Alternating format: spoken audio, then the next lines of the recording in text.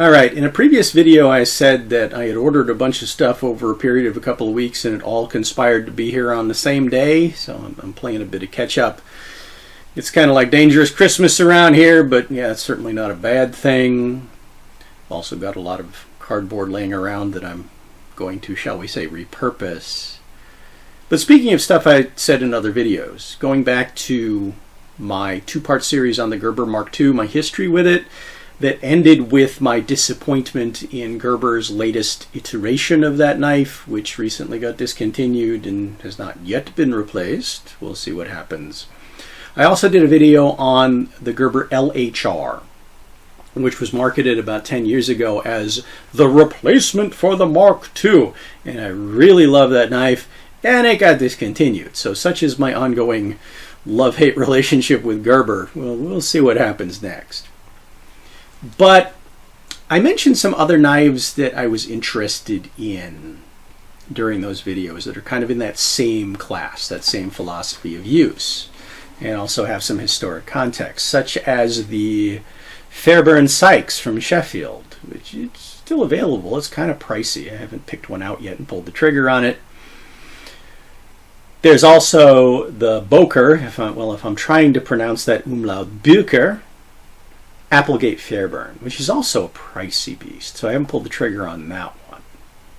But, quick aside, I did a video on the Gerber OSS subhilt, and I wasn't very fond of it, at least not out of the box. But then I took it out and I reprofiled the blade, put some new edges on it, and reshaped the grip. And yeah, I love it a lot more. So I'm starting to agree with all those positive reviews that knife got. Yeah. But in the LHR video, kind of combining all together in one topic, which is why I'm going back to it, I kind of thought about, well, what if I just got something that was kind of close to an ideal knife for me, possibly, and then just took it out, reshaped it, customized it, see if I can make something just right for me. So, while I was looking at the Bokers, there was a pretty cheap knockoff that was getting some good reviews, and that was the Walther P99.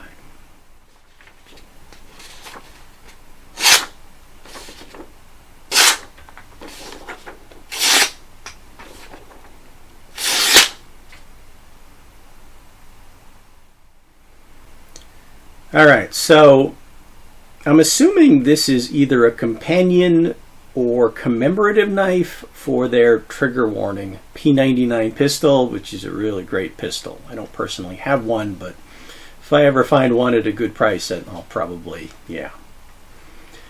That one also is not, as far as I know, in current production. They certainly make a lot of fine products. I'm quite impressed with Walther overall. Or as my son would say, it's German engineering. But compared to the Boker, which is a $200 to $300 knife, I paid, well, $27, well, with tax and everything, $30 for a knife that's pretty well reviewed. So what did I get for the money? Well, okay, we've got to talk about the Sheath, or at least what they're calling a sheath, because, well, okay, it's really wide and flat. It's nylon with some sort of reinforcement that kind of feels like maybe cardboard or something. I don't know. Just really cheap in overall appearance. Now, look at the retention system. You got this diagonal strap that kind of reminds me of the Gerber Mark II, but it's the one part that's either leather or maybe fake leather, and then this big, huge square of Velcro. That's how the knife is retained. It just, okay, that feels like something you'd get at a flea market. Also, it's just not really fit to the knife at all. You could fit a much larger blade in here. Yeah, just not really fit to the knife. Okay, well, it gets stranger. All in the back, you've got a belt loop, big fat belt loop, and then on the back you've got this really kind of cheap, thin metal pocket clip kind of inserted in there. And then you've got an extra little strap loop down here, possibly for another belt attachment, which is also Velcro. They seem to like their Velcro. But then attached to each one is a... Okay, I'm not quite sure what this is supposed to be. So, adjustable strap on the top clip, which is, it's very sloppy and quite below the belt loop. So, if this was going to retain something, it's going to be... The knife is going to be sticking out at a weird angle and probably do that on you. So, I wouldn't necessarily use this for retention. And then there's a loop, which I guess is supposed to go over your shoulder or something. But check this out.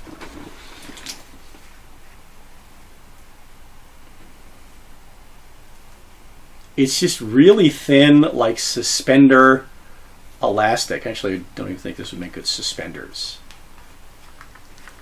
The strap on the bottom, thought it would go around the leg. No, it's too short for that. And it's got a little, speaking of suspenders, what looks like a little cheap, thin suspender-style clip.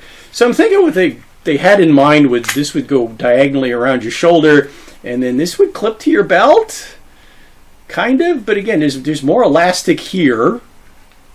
I feel like this is a gag, like you're supposed to bungee jump with the knife, or it's kind of like something you get in a magic shop. Rubber chicken, something like that. Anyway. But between the two of them, who is this made for? Okay, so I'll put this down here where my belt is. And so my shoulder's supposed to be here. Yeah, it's made for somebody who's 10 feet tall. I'm probably just completely misunderstanding this, or maybe I'm not. So a lot of people criticize the sheath. Gonna have to get something different, make something different. But the knife, well, it did that little cutting demo. Cuts pretty darn well out of the box. It is similar to the Applegate in terms of kind of overall dimensions, sort of. So you've got a 6-inch blade that's 1 inch wide. It is 3/16 thick. This one, I believe, is either 420 or 440 stainless with a bead blasted finish, and it does say Walther P99 on it. It's kind of etched in. The grip, it's kind of rubbery. It's extremely comfortable. It's pretty much the same shape as the Boker, the Applegate. So you've got just a fairly stout, plain guard. It's got some texture to it. Again, it's a Walther P99 on the grip.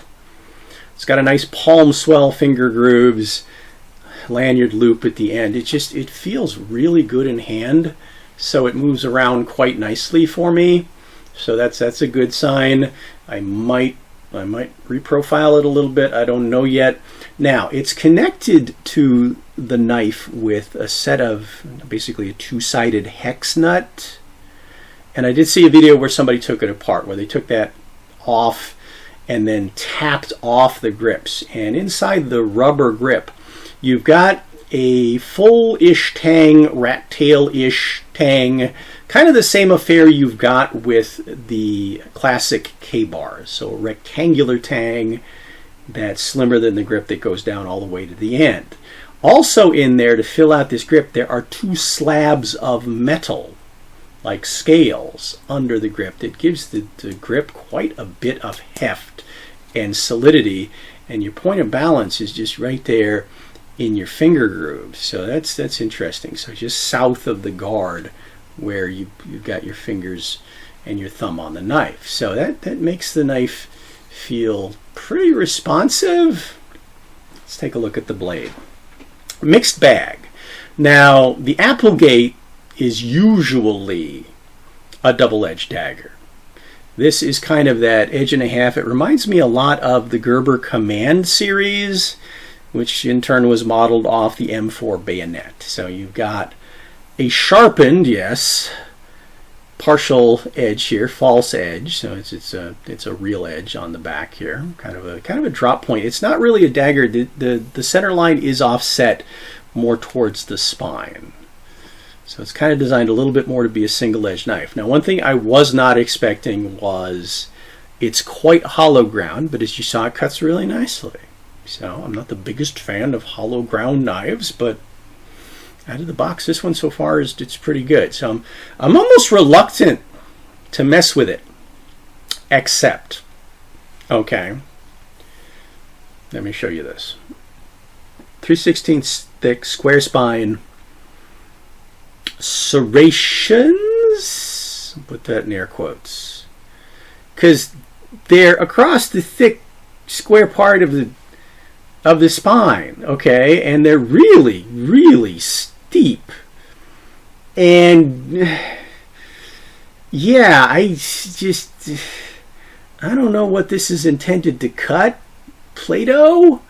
It's just, they're not sharp at all, and they don't really seem to have any potential to be so. It just, I would need to entirely reshape that. So I'm kind of thinking, okay, I might leave the primary edge mostly alone. Maybe. We'll see. But I might redo the back of the knife and see what I can make out of it. So, out of the box, I paid $27, which with tax wound up being about $30 from Amazon. You can get a lot of other places. For $30, I think this is a pretty awesome knife for a knockoff. So I have to agree with the reviewers that you definitely get a whole lot more than your money's worth out of this. Let me see what I can do with it.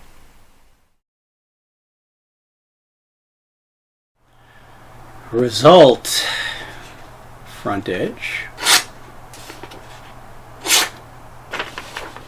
back edge. I think the back edge might actually be a little bit sharper now.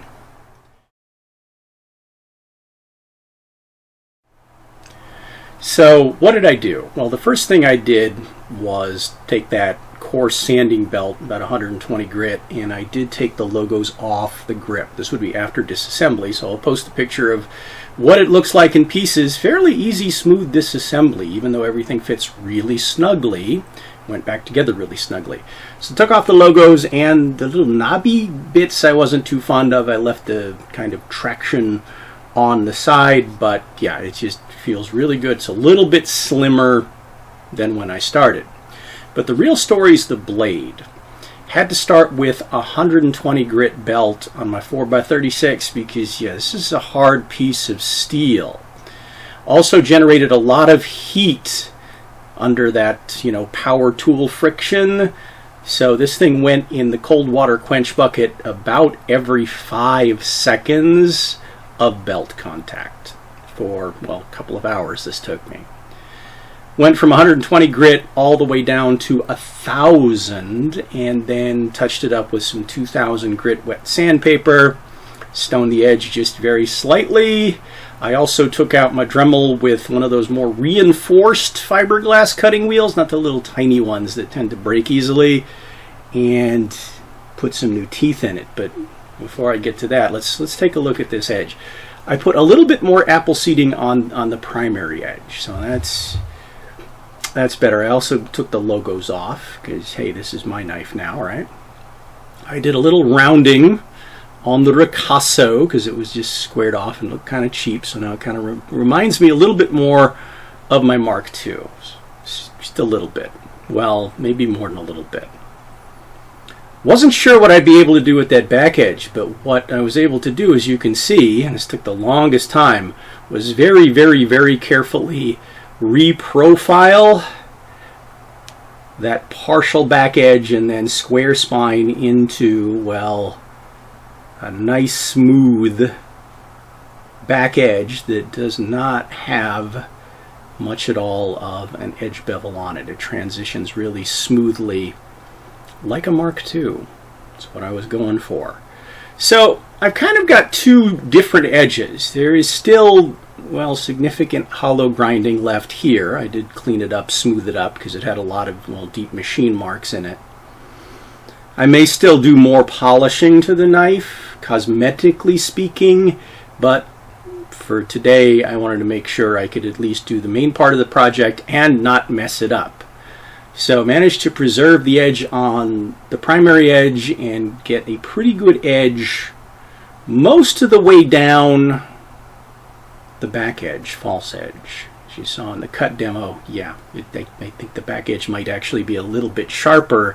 Some of it might be due to the difference in profile. But I left just a little bit right here, not completely sharp. That could be something I could use for, say, fire starting.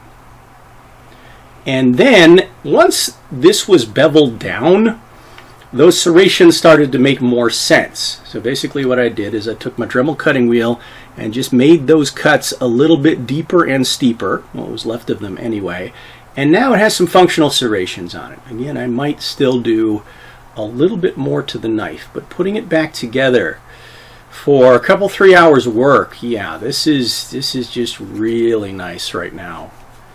I'm digging it. Makes me think about maybe getting the Boker one day, but I don't know. I think I made a nice knife out of this one. Let me know what you think. So let's get the conversation going in the comments. Any questions, any further ideas on projects I might take on? Happy to have those conversations with you. Like I said, in most of my videos, they inspire future content, so keep it coming. Otherwise, I hope this was interesting, at least in terms of the final outcome, or maybe the initial review. If you're thinking about getting a, about a $30 pretty decent knife, I would recommend the original before anything done to it was perfectly fine. Scabbard was a little flaky, but the knife itself, nothing wrong with it. I think I just made it, well, extra special for me. So, as usual, thanks for watching, and I do hope to see you back for more.